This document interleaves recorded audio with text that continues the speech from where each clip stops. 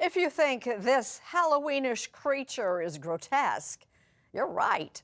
It's a kind of sculpture that's actually called a grotesque, a cousin to the gargoyle. And to tell the difference between the two, Faith Saley says just look up.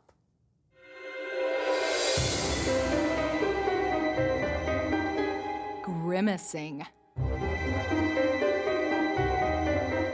gaping, grinning.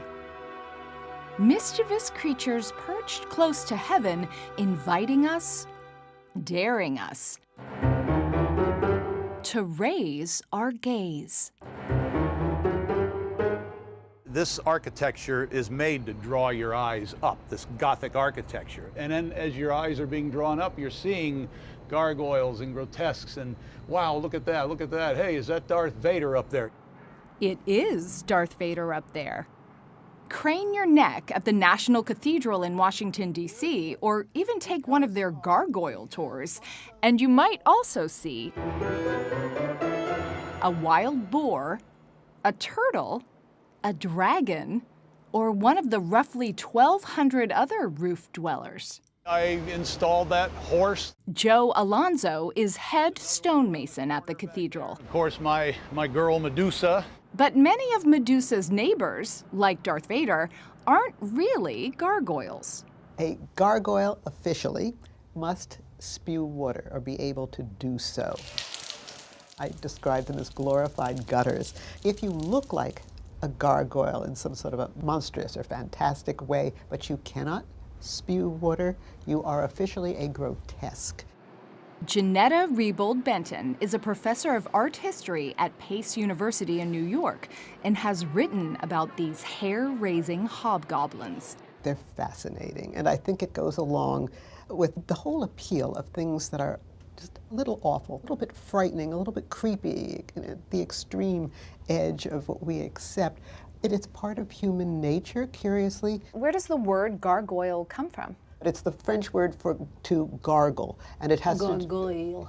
yes, Something like that. Yes, and it has to do with the word for throat, and that is, of course, what a gargoyle does. It spits water from its throat. Ancient civilizations like the Greeks were carving water spitters more than 2,000 years ago. But Benton says gargoyles really came alive in the Middle Ages. Besides water control, they've been said to ward off evil and to frighten passers-by into piety. Monstrous angels created to delight God. Carver Walter S. Arnold says gargoyles have always, well, stuck their necks out. I think the bishops knew that if you didn't give us the outlet on the outside of the cathedral, we'd be sticking a caricature of the bishop behind the altar. So they defined that you have to behave here, and you can talk about life and culture and society out there. Arnold has carved dozens of gargoyles and grotesques for the National Cathedral.